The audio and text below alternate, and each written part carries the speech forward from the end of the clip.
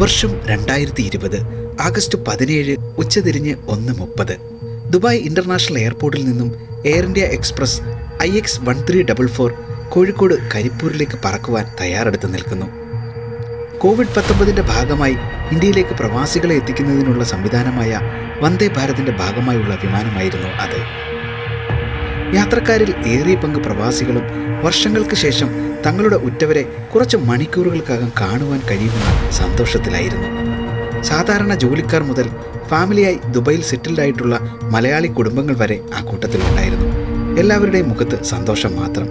Covid മഹാമാരിയിൽ ഭയന്നു കഴിഞ്ഞവർക്ക് തങ്ങളുടെ നാടിൻ്റെ സുരക്ഷിതത്വത്തിലേക്ക് തിരികെ പോകുവാൻ ഒരു അവസരം ലഭിച്ചതിൻ്റെ സന്തോഷമായിരുന്നു അവർക്ക്. നാട്ടിൽ വിവാഹത്തിനായി പോകുന്ന പ്രവാസികളും ഉണ്ടായിരുന്നു ആ കൂട്ടത്തിൽ. അങ്ങനെ ഏതാണ്ട് സമയം 2:14 ആയപ്പോഴേക്കും വിമാനത്തിൻ്റെ കോക്ക്പീറ്റിലേക്ക് ദുബായ് ATCയുടെ ടേക്ക് ഓഫിനായുള്ള സന്ദേശം എത്തുന്നു. Captain Deepak Sathe, first officer Akhilesh Kumar എന്നിവർ ATCയുടെ നിർദ്ദേശമനുസരിച്ച് 184 യാത്രക്കാരും 6 ക്യാബിൻ ക്രൂവുമായി ആ വിമാനം കരിപ്പൂർ ലക്ഷ്യമാക്കി ടേക്ക് ഓഫ് ചെയ്യുന്നു. എന്നാൽ ക്യാപ്റ്റൻ ദീപക് സാത്തയും അഖിലേഷ് കുമാറും ഒരിക്കലും ചിന്തിച്ചിരുന്നില്ല തങ്ങളുടെ ജീവിതത്തിലെ അവസാന ടേക്ക് ഓഫാണ് അവർ ഇപ്പോൾ നടത്തിയതെന്ന്. കൊറോണ മഹാമാരിയിൽ വിറങ്ങലിച്ചു നിന്ന കേരളത്തിന്റെ നെഞ്ചിലേക്ക് ഇടിച്ചിറങ്ങിയ മഹാദുരന്തത്തിന്റെ കഥ. 17 people including 2 pilots have been killed after Air India Express flight from Dubai to Kozhikode crash landed. India today was the first national channel to reach ground zero. The wreckage of the plane is still lying on the landing strip of Kozhikode Airport. അത്തറിന്റെ മണമുള്ള പെട്ടികൾ നിറയെ സമ്മാനങ്ങളുമായി വരുന്ന പ്രിയപ്പെട്ടവരെ കാത്തിരുന്നവരുടെ മുന്നിലേക്ക് ചേതനയേറ്റ ശരീരമായി ആംബുലൻസുകളിൽ വന്ന പാവം പ്രവാസികളുടെ കഥ. 2 പൈലറ്റുമാർ ഉൾപ്പെടെ 21 പേരുടെ ജീവൻ പൊലിഞ്ഞുപോയ കരിപ്പൂർ വിമാനാപകടത്തിൻ്റെ കഥ. ആ കഥയാണ് നമ്മളിന്ന് കേൾക്കാൻ പോകുന്നത്. എല്ലാ കൂട്ടുകാർക്കും ഹിസ്റ്റോമീറ്ററിലേക്ക് സ്വാഗതം.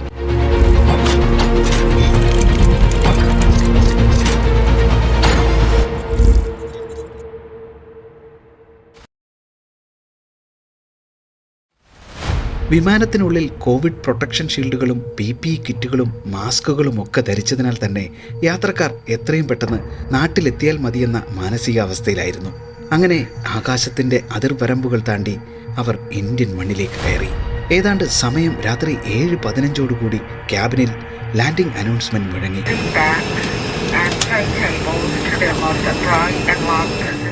അതുവരെ അക്ഷമയോടെ കാത്തിരുന്ന യാത്രക്കാരുടെ മുഖത്ത് പ്രസന്നത തെളിഞ്ഞു. എന്നാൽ പൈലറ്റുമാരായ ദീപക് സാത്തേയ്ക്കും അഖിലേഷ് കുമാറിനും കാര്യങ്ങൾ അത്ര ശുഭകരമായിരുന്നില്ല. കനത്ത മഴയും മൂടൽ മഞ്ഞും കാരണം പുറത്തുള്ളതൊന്നും കാണുവാൻ അവർക്ക് കഴിയുന്നുണ്ടായിരുന്നില്ല. കരിപ്പൂർ വിമാനത്താവളത്തിൻ്റെ പ്രത്യേകത അനുസരിച്ച് ഓട്ടോ പൈലറ്റിംഗ് സിസ്റ്റം ഉപയോഗിക്കുന്നത് അത്ര സുരക്ഷിതമല്ല എന്ന് ക്യാപ്റ്റൻ അറിയാമായിരുന്നു. കാരണം കരിപ്പൂർ വിമാനത്താവളം ഒരു ടേബിൾ ടോപ്പ് റൺവേ എയർപോർട്ടാണ്. മാനുവൽ കൺട്രോളിംഗ് തന്നെയാണ് സാധാരണ വിമാനങ്ങൾ ലാൻഡ് ചെയ്യുമ്പോൾ ഉപയോഗിക്കാറ്. ATCയിൽ നിന്ന് ലാൻഡിംഗ് ക്ലിയറൻസ് ലഭിച്ചു. എങ്കിലും മൂടൽമഞ്ഞും മഴയും കാരണം റൺവേ കാണാൻ കഴിയാത്തത് കൊണ്ട് തന്നെ ആദ്യത്തെ ലാൻഡിംഗ് ശ്രമം ക്യാപ്റ്റൻ അബോർട്ട് ചെയ്യുന്നു. തങ്ങൾ ഗോ എറൗണ്ട് ചെയ്യാൻ പോവുകയാണെന്ന് ക്യാപ്റ്റൻ ATCയെ അറിയിക്കുന്നു.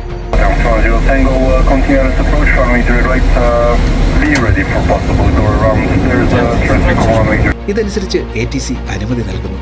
പിന്നീട് അരമണിക്കൂർ ആകാശത്ത് ചുറ്റിപ്പറന്നതിന് ശേഷം സമയം ഏതാണ്ട് 7:44 ആയപ്പോഴേക്കും രണ്ടാമത്തെ ലാൻഡിങ്ങിനായി ATC അനുമതി കൊടുത്തു. ഈ സമയം ക്യാപ്റ്റൻ തിരഞ്ഞെടുത്തത് റൺവേ 10 ആണ്. ഈ റൺവേക്ക് ILS സംവിധാനം ഇല്ലാത്തത് ലാൻഡിംഗ് വലിയ ദുർഘടമാക്കി. എയർപോർട്ട് ലാൻഡിങ്ങിന് സഹായകരമാകുന്ന ഒരു എഞ്ചിനീയറിംഗ് സിസ്റ്റമാണ് ILS. വിസിബിലിറ്റി കുറവുള്ളപ്പോൾ വിമാനങ്ങളെ സുരക്ഷിതമായി ലാൻഡ് ചെയ്യാൻ സഹായിക്കുന്നത് ഈ സംവിധാനമാണ്.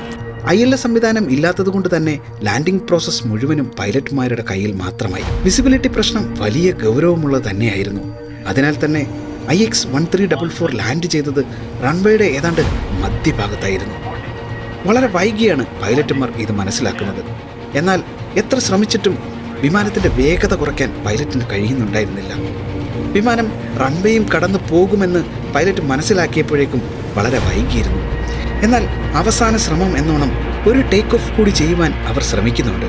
പക്ഷേ ഫുൾ ത്രോട്ട് എഞ്ചിൻ പവർ കൊടുത്തപ്പോഴേക്കും IX1344 റൺവേയും കടന്ന് പുറത്തു പോയി കഴിഞ്ഞിരുന്നു. ടേക്ക് ഓഫിനായി വിമാനത്തിൻ്റെ മുൻവശം ഉയർന്നെങ്കിലും അതിന് മതിയായ വേഗതയില്ലാത്തതിനാൽ താഴേക്ക് തന്നെ താണു. ഈ സമയം വിമാനം ഗ്രൗണ്ടിൻ്റെ സംരക്ഷണ ഭിത്തിയും തകർത്ത് ടേബിൾ ടോപ്പിൽ നിന്ന് ഏതാണ്ട് 35 അടി താഴ്ചയിലേക്ക് പതിക്കുന്നു. ഈ വീഴ്ചയുടെ ആഘാതത്തിൽ വിമാനം 2 കഷണങ്ങളായി പിളർന്നു. കോക്ക്പിറ്റ് പൂർണ്ണമായും തകർന്നു. റൺവേയിൽ നിന്ന് ഒരു വിമാനം, എയർ ഇന്ത്യ എക്സ്പ്രസ് വിമാനം തെന്നി മാറിയിരിക്കുന്നു. കരിപ്പൂരിൽ ലാൻഡിങ്ങിനിടെയാണ് ഇത് സംഭവിക്കുന്നത്. നമുക്കറിയാം, സംസ്ഥാനമാകെ കനത്ത മഴയുള്ളൊരു സമയമാണ്. നല്ല മഴയുള്ളതിനാൽ തീപിടുത്തം ഒഴിവായി എന്നത് അപകടത്തിൽ ആൾനാശം ഉണ്ടാവുന്നതിന്റെ വ്യാപ്തി കുറച്ചു എന്നൊരു ആശ്വാസം ഒഴിച്ചാൽ കേരളം കണ്ട ഏറ്റവും വലിയ വിമാന ദുരന്തമായിരുന്നു അത്. ആ വലിയ ശബ്ദം കേട്ട് ആളുകൾ പരിഭ്രാന്തരായി. ആ സമയം കരിപ്പൂർ വിമാനത്താവളത്തിന്റെ പരിസരമെല്ലാം തന്നെ ഏതാണ്ട് കണ്ടെയ്ൻമെന്റ് സോണുകളായിരുന്നു. കോവിഡ് പ്രോട്ടോകോൾ കാരണം ആർക്കും പുറത്തിറങ്ങാൻ കഴിയാത്ത അവസ്ഥ.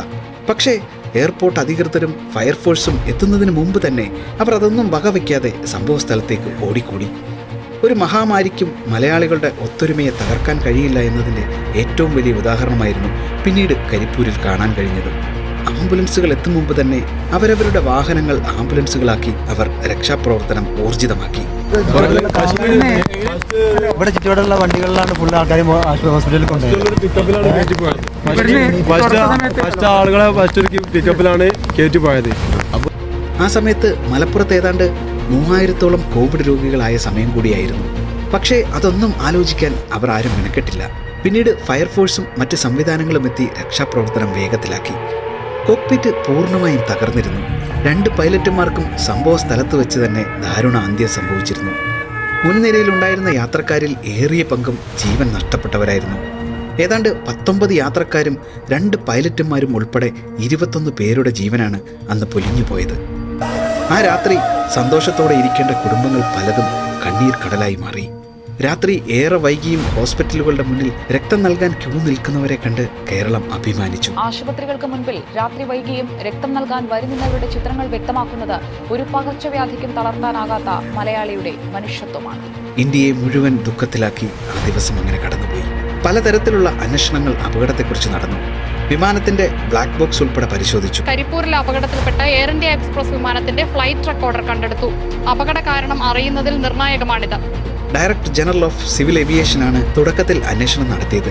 പിന്നീട് കൂടുതൽ വിശദമായ അന്വേഷണം നടത്തിയത് AAIB അഥവാ എയർക്രാഫ്റ്റ് ആക്സിഡന്റ് ഇൻവെസ്റ്റിഗേഷൻ ബ്യൂറോ ആയിരുന്നു.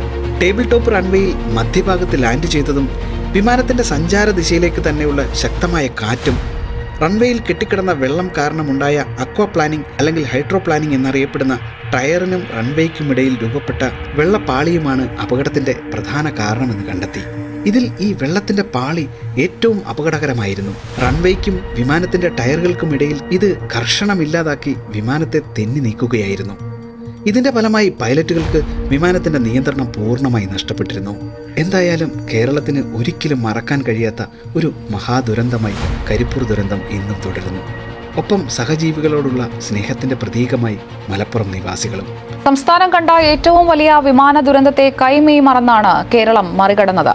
ഒരു പകർച്ചവ്യാധിക്കും തളർത്താനാകാത്ത മലയാളിയുടെ മനുഷ്യത്വമാണ്.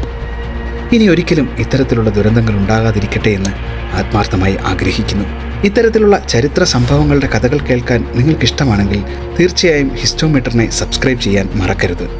ഇനിയും പുതിയൊരു വീഡിയോയുമായി കാണുന്നതുവരെ എല്ലാവർക്കും നന്ദി.